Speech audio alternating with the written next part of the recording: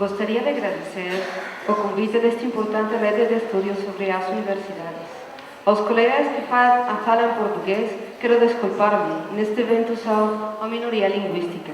E lamento que o resto de minha apresentação seja em castelhano. Agradeço toda a vossa amabilidade e esforço por formar com os demais participantes uma comunidade. Y el resto del tiempo voy a hablar en castellano. En la tónica que ya nos había iniciado el día de hoy el doctor Torres, y estoy de acuerdo con sus siglas de la CCCP, voy a hablar un poco menos de la crítica y más de la celebración y de las propuestas de cómo podemos pensar las políticas públicas en educación superior, pensando en particular en grupos excluidos y, bueno, para el caso de México, el grupo señaladamente excluido de forma histórica han sido los pueblos indígenas. Ya ayer escuchamos una serie de presentaciones que tenían que ver con este tema y bueno, puso el antecedente del contexto sobre esta discusión la doctora Comboni, así es que no voy a entrar en mucha discusión acerca de números y más bien lo que pretendo es narrarles una historia.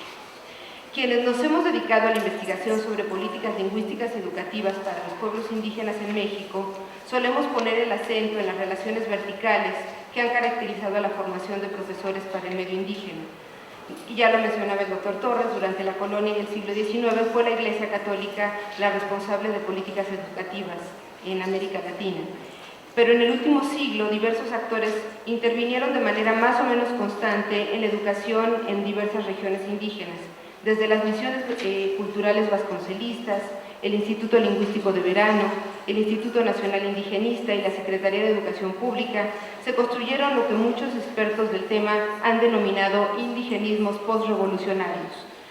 Hablo deliberadamente de indigenismos en plural porque estoy convencida de que a lo largo de las últimas décadas diversas ideologías han marcado las relaciones interétnicas en México y han condicionado la visión del papel de la escolarización para y por los indígenas. Esta reunión de la RIALPE es la mejor coyuntura que puedo imaginar para reflexionar sobre la profesionalización a través de instituciones de educación superior de varias generaciones de jóvenes indígenas para trabajar como intermediarios culturales y coadyuvar en el proceso aculturizador del Estado mexicano. Y bueno, quiero insistir en esto porque algo que no se mencionó el día de ayer es que muchas de las políticas educativas para grupos excluidos en México forman parte de políticas indigenistas. También es un pretexto para documentar un creciente interés por el derecho a la educación de los pueblos indígenas que se materializó en diversos programas profesionalizantes y muy recientemente de formación de académicos indígenas, que busca paliar la dramática segregación educativa que viven cotidianamente los indígenas todavía hasta el presente.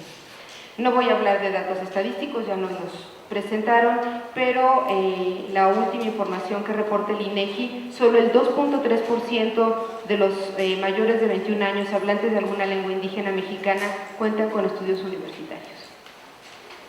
Tampoco es que la cifra de los no indígenas sea muy impresionante, ya nos lo decía ayer la doctora Comboni, pero bueno, solo el 2% de los indígenas pueden finalizar la universidad.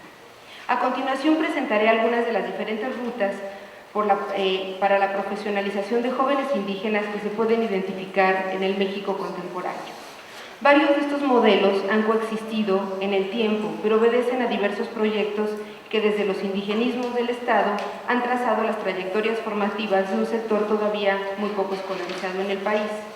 Esta presentación se basa en información recolectada a través de entrevistas a profundidad para documentar las trayectorias escolares y profesionales de 132 posgraduados indígenas que se realizaron estas entrevistas entre 2007 y 2008. Y me parece importante mencionar que la discusión estará centrada en el impacto que tiene la profesionalización en los jóvenes con quienes conversé, más que en los programas universitarios y las instituciones en las cuales cursaron sus estudios profesionales. Es decir, me interesa centrarme en los actores porque ya ustedes hicieron una revisión muy exhaustiva de las instituciones.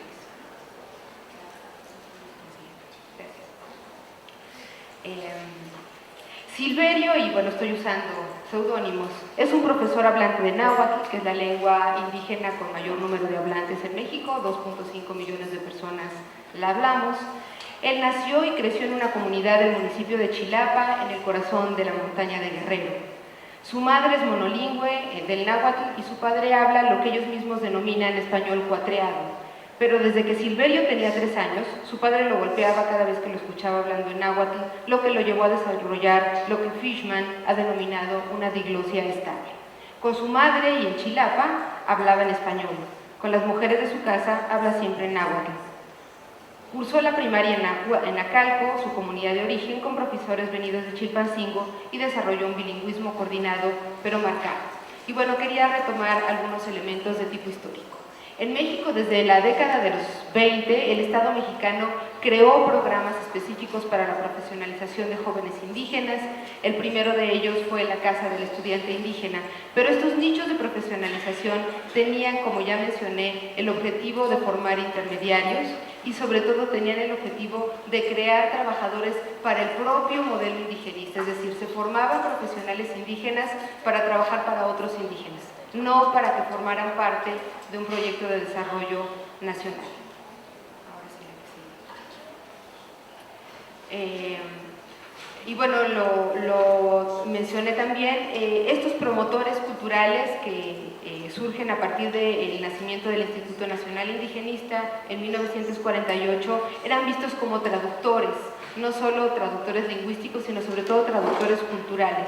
En su calidad de intermediarios surgieron liderazgos locales y regionales, pero bueno, también hay documentados muchos abusos de poder, y retomé el caso particular que les voy a presentar porque el primer presidente municipal indígena que hubo en México fue precisamente en la montaña de Guerrero y fue un profesor náhuatl en la década de 1970.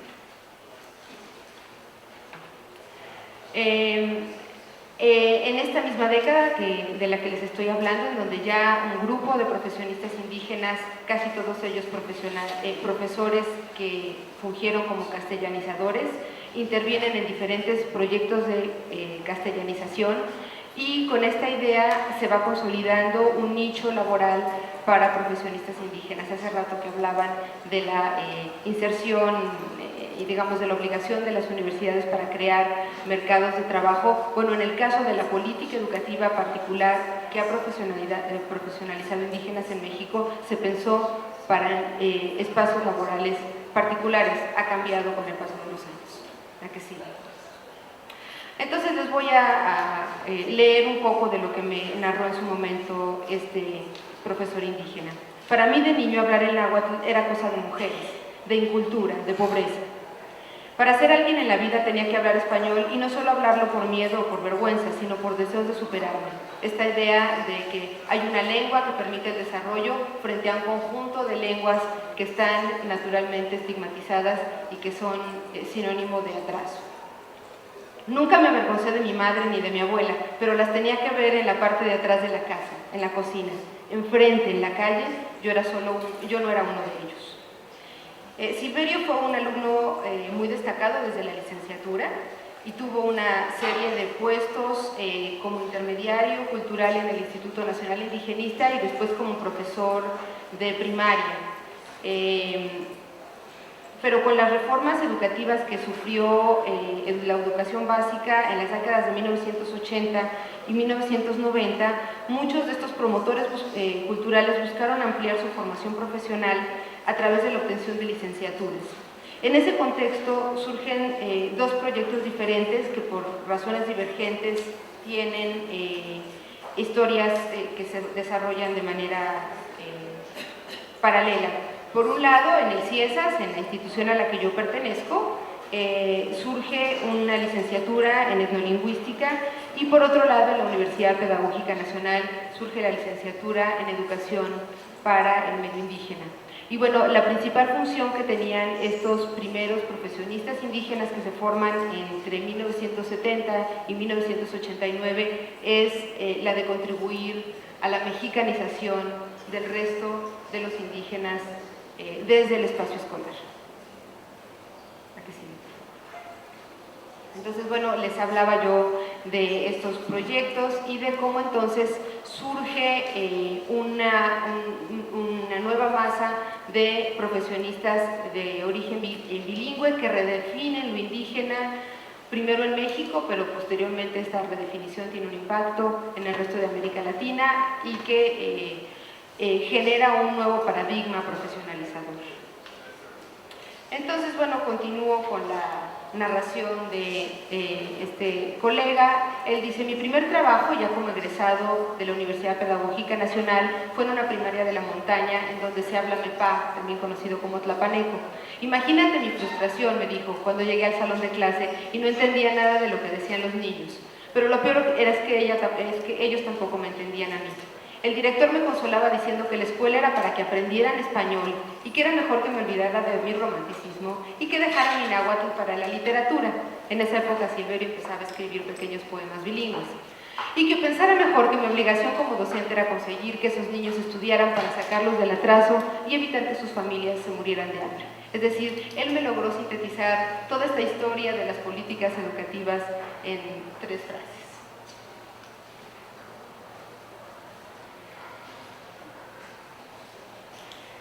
Me voy a brincar un poco con esta narración de la que les quiero hablar para hacer justicia al tiempo, y entonces voy a hablar de lo que sucede ya en la década de los 90, en las que en toda América Latina hay una serie de movimientos sociales de corte étnico. Un ejemplo de este tipo de movimientos sociales tiene que ver, bueno, con el alzamiento zapatista, que no solo impacta en México, sino en el resto del mundo, y bueno, de ahí surgen una serie de propuestas educativas autogestivas que empiezan a cuestionar la responsabilidad única del Estado en la educación en todos sus niveles, y sobre todo empieza a surgir una fuerte demanda para una educación pertinente culturalmente y con equidad. Y bueno, ayer ya se discutía esta diferencia entre equidad e igualdad, pensando que la equidad implica un acceso diferencial. Y empiezan a surgir las primeras denuncias por violación a los derechos culturales, que se elevan no solo a tribunales en México, sino especialmente en tribunales internacionales.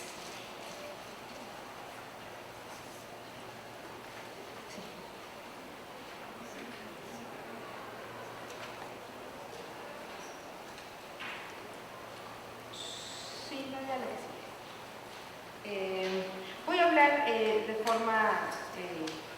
forma más o menos concreta para no irme a muchos detalles. Retomaré al final la historia de estos, además de este sujeto, de otra colega. Me interesa destacar cómo esta demanda por el surgimiento de una mejor inclusión de indígenas en los espacios universitarios generó propuestas que fueran más allá del nivel de licenciatura, y se empezaron a formar los primeros cuadros de posgraduados indígenas, y en ese caso el CIESAS fue y ha sido pionero. Y bueno, retomo algo de lo que mencionaba el doctor Torres hace un rato. Para quienes no sepan, CIESAS es un centro del sistema CONACYT, el Consejo Nacional de Ciencia y Tecnología. Es una institución de élite, de muy élite, y entonces siempre ha sido paradójico que esta institución de investigación de élite haya sido quien haya albergado los primeros proyectos para formar académicos indígenas en México, y que no fueran las universidades masivas con discursos más democráticos. En 1991 se crea la maestría en lingüística indoamericana. En 2001 el programa de becas para estudiantes indígenas, cofinanciado por la Fundación Ford y el propio CIESAS. En el 2010 un doctorado en lingüística indoamericana. El año pasado se continúa con este programa de becas, ya solo con financiamiento del gobierno mexicano, y en su conjunto se han graduado más de 350 jóvenes indígenas en 22 años.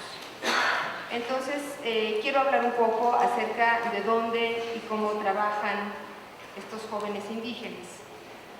Esta es la foto de la primera generación que egresó en 1993, y la mayor parte de ellos hoy por hoy trabajan en universidades públicas en prácticamente todo el país y algunos de ellos en el extranjero. La siguiente, por favor. Les voy a leer algo de lo que me dijo en su momento este colega cuando estuvimos conversando sobre su propia trayectoria profesional. Él me dijo lo siguiente: cuando solicité mi ingreso al CIESAS me dio miedo que me rechazaran por viejo. Por esa época Silverio tenía poco más de 40 años. Pero ya no podía dejar de pensar que el relativo fracaso de la escuela bilingüe, un proyecto de alfabetización en náhuatl que él había desarrollado, tenía más que ver con mi ignorancia que con la imposibilidad de escribir las lenguas indígenas. Es uno de los argumentos por los que la educación bilingüe en México no ha tenido mucho éxito. Se argumenta que no cuentan con gramática. En general la gente se refiere a ella como dialectos y se les descalifica por no contar con una escritura propia, lo cual además es relativo. El náhuatl se escribe de manera intensiva en México desde el siglo XVI y muchos de los códices que se conocen no solo en México, sino en Estados Unidos y Europa, y que han permitido que se sepa cómo era la vida en el México previo a la llegada de los europeos, fueron escritos en náhuatl. Entonces, el náhuatl cuenta con una tradición literaria y académica desde hace casi 500 años. Así es que, bueno, esta idea de que son lenguas que no se pueden escribir es uno de los tantos mitos que gira alrededor, no solo del náhuatl, sino de todas las lenguas indoamericanas. Así es que por eso me menciona Silverio que él considera que no es que el náhuatl no se pueda escribir, o en general las lenguas no se puedan escribir, y entonces él plantea, es que eso es lo que me argumentaban mis compañeros, nosotros venimos de culturas orales, ¿para qué empeñarse en escribirlas? Y él dice, pero yo leía a León Portilla, a Carlos Montemayor y a Natalio Hernández. Natalio Hernández es un poeta náhuatl, y pensaba que los niños aprenderían mejor si lo hacían desde su lengua materna. Que no les pasara como a mí, que tuve que inventarme una escritura y pretender por años que solo hablaba español. Es decir, a partir de la década de 1990, una nueva generación de jóvenes indígenas empieza a sentir que lo han obligado a la castellanización y que podría sin ningún problema vivir en un mundo bilingüe, y que las dos lenguas no tendrían por qué vivir la simetría que históricamente han tenido en el contexto latinoamericano. La que sigue, por favor.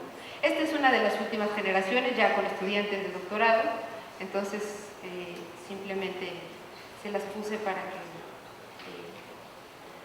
vieran más o menos cómo han ido evolucionando, y les pongo el testimonio de otra de las egresadas del CIESAS, que tiene también una trayectoria muy particular, porque ella directamente durante muchos años se negó el hecho de que hablaba una lengua indígena.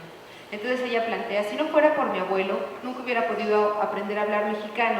En muchas regiones de México se refieren al mexicano como al náhuatl como el mexicano, porque bueno, era la lengua que se hablaba en el centro de México cuando llegan los europeos en el 16. Me doy cuenta de que no lo hablo tan bien como el profesor Silverio, pero mis papás solo me hablaban en español, y en la primaria castigaban a mis compañeros cuando se les salía alguna palabra en náhuatl.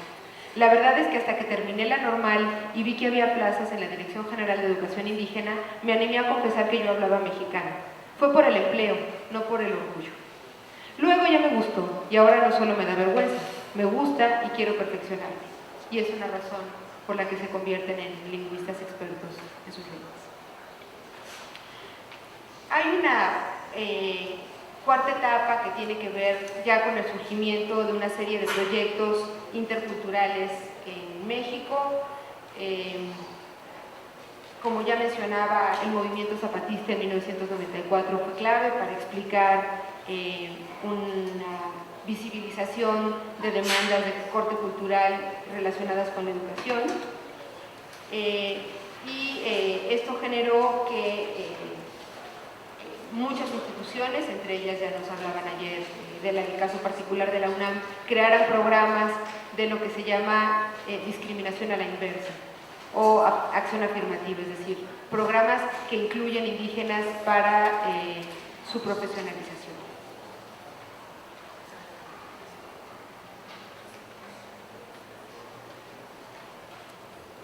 Entonces, bueno, Desde principios de la década del 90, como ya mencionaba, e impulsada por las demandas de los movimientos indígenas, se arrancó la discusión para la creación de un Centro Nacional de Lenguas Indígenas. Actualmente ese centro es el Instituto Nacional de Lenguas Indígenas, que se crea, como ahí se menciona, en 2004, y es la entidad responsable de velar por el cumplimiento de la Ley General de Derechos Lingüísticos, que se publica en 2003. Sin embargo, vale la pena recordar que durante la campaña presidencial del año 2000, el entonces candidato Vicente Fox prometió resolver el conflicto zapatista en 15 minutos. Para los mexicanos eso forma parte de nuestra memoria histórica. Han pasado no 15 minutos, han pasado ya 20 años y el conflicto sigue sin resolver. Se habían firmado en 96 los acuerdos de San Andrés y en el 2001 una marcha zapatista obligó a la modificación de la Constitución, hecho que pongo en la diapositiva, pero finalmente la ley reglamentaria de las modificaciones a la Constitución que reconocía la condición plurilingüe y multicultural de México sigue siendo una asignatura pendiente. La única ley reglamentaria es la de derechos lingüísticos.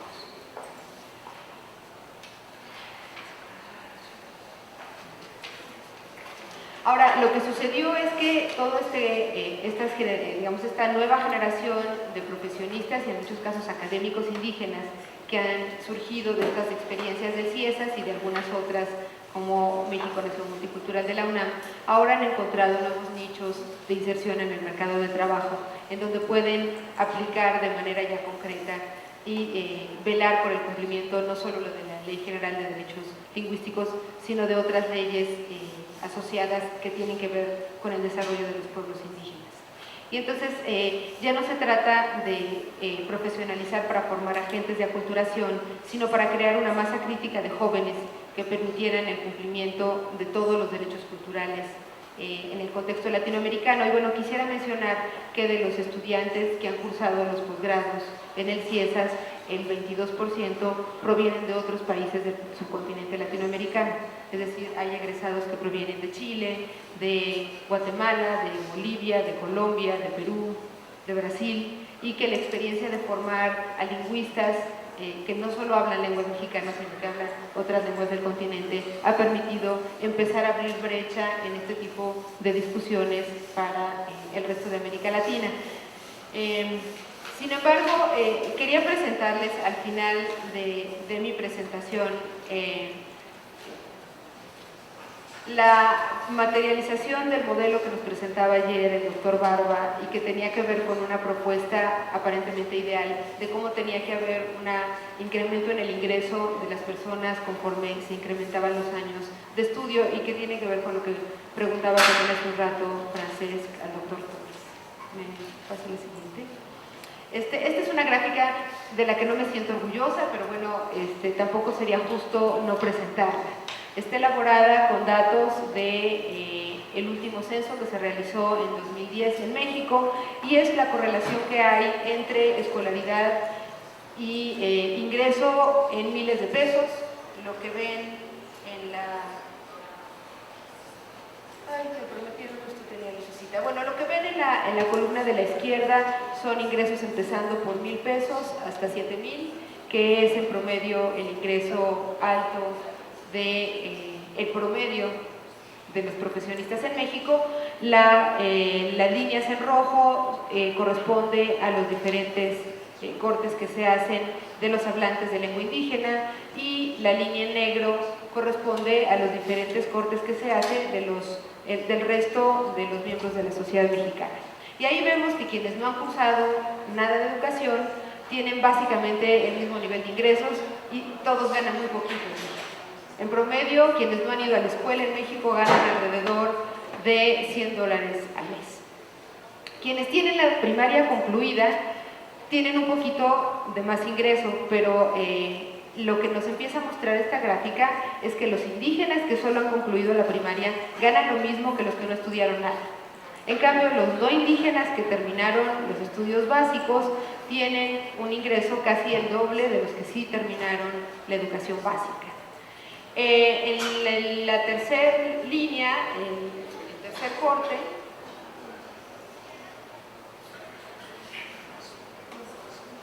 es que estoy tratando de hacer que esto funcione. ahí lo están viendo. En la tercera línea se ve cómo se va ampliando la brecha. Los egresados, los que culminan con educación secundaria, ¿sí? Muchísimas gracias. Los que culminan la educación secundaria en México, los hablantes de lengua indígena empiezan a ganar un poquito más que los que no habían estudiado nada, los que concluyeron la primaria, pero ni siquiera alcanzan el nivel de ingresos que tenían los no indígenas que concluyeron la primaria, y vean cómo empieza a generarse una enorme brecha en relación con los no indígenas que finalizan los estudios secundarios. Pero aquí tiene algo de consistencia con lo que ya observaba Francesc hace unos minutos.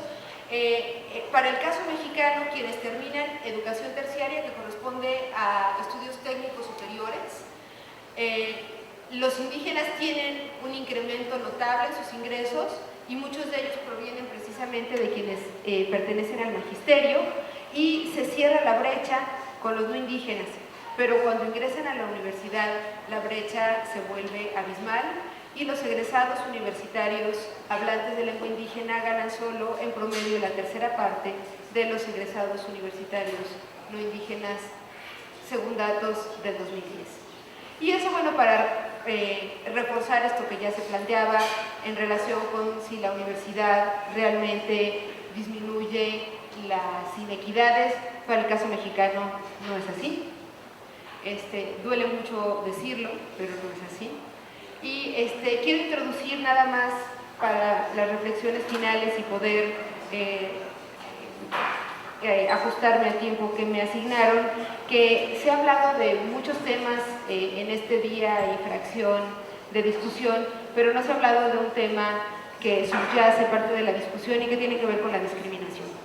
No estamos hablando solo de que la educación superior excluye a un cierto número a ciertos sectores en los países de la región latinoamericana. Estamos hablando que dentro del espacio universitario existe una fuerte discriminación que hace que no todos los estudiantes tengan la misma posibilidad de no solo de encontrar trabajo, sino de encontrar trabajos con remuneraciones justas, que va más allá de lo que se planteaba el día de ayer en términos de la inserción en el mercado de trabajo. Así es que finalizo con una muy breve reflexión. Existe el prejuicio de que la formación de profesionales indígenas por parte del Estado mexicano y de otros actores solo tiene por resultado su desindianización o la formación de intermediarios culturales. Y de hecho esa fue la intención explícita de los programas de escolarización y formación de promotores. Pero esta intención se ha encontrado con resistencias. Cuando empecé a escribir esta presentación, partí del principio de que en México ha existido una política explícita para la formación de profesionistas bilingües, aunque fuera con el ánimo de que fungieran como intermediarios culturales para la mexicanización de los indígenas. Y partí también del prejuicio de que esta política buscaba en primera instancia el establecimiento de un sistema escolar bilingüe orientado al desarrollo de un bilingüismo sustractivo que extendiera el uso del español en detrimento de la vitalidad de las lenguas indígenas. Las universidades fueron ajenas a esta discusión hasta hace una década, que empezaron a surgir los primeros campi interculturales, y todavía es muy pronto para evaluar el impacto de estos nuevos modelos de profesionalización que ya no buscan la desindianización de los pueblos indígenas, están siendo rebasadas por los propios beneficiarios. Sin embargo, también es innegable que han surtido al menos en parte el efecto buscado. Muchas lenguas indígenas en México están en riesgo de desaparecer en pocos años y otras han sido ya completamente desplazadas.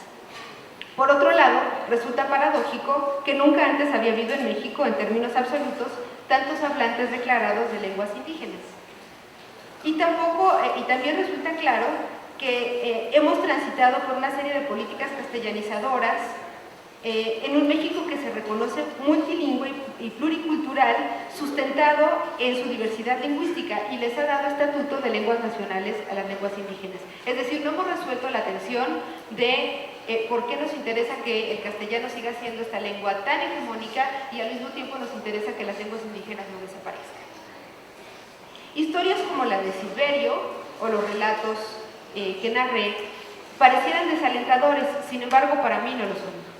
Muchos niños y jóvenes que provienen de comunidades indígenas empiezan cada vez más a tratar de defender el uso de sus lenguas en espacios públicos. Por otro lado, la educación dentro de las aulas, incluso las aulas universitarias, ignora los derechos que tienen los jóvenes de ser escolarizados en la lengua que se habla en su familia y su comunidad, y el artículo 2 constitucional en México dice que los niños y jóvenes tienen derecho a usar sus lenguas en todos los niveles educativos. Sin embargo, lo que podemos ver es que hay un grupo de jóvenes que han sobrevivido a estas políticas castellanizadoras y que ahora son los agentes de la resistencia cultural. La revisión de la historia de la profesionalización de jóvenes indígenas muestra un lento pero creciente número de académicos que están vinculados a diferentes acciones que están buscando el desarrollo de las lenguas y las culturas indígenas desde los espacios universitarios, desde las instituciones públicas, pero también desde las comunidades en lo local. Y me parece importante señalar que no se puede omitir los obstáculos, que los obstáculos persisten y la brecha salarial es uno de ellos, y que la calidad del subsistema de educación indígena es todavía deficiente según resultados de las evaluaciones que se hacen como ejercicio cotidiano en este país. Pero por otro lado, es importante destacar que los esfuerzos están rindiendo también frutos positivos y que hace 20 años era impensable que existiera una masa crítica de académicos indígenas que hoy están presentes en una gran cantidad de instituciones del Estado mexicano, pero también en las diferentes regiones indígenas del país. Y les agradezco. Con esto cierro mi presentación.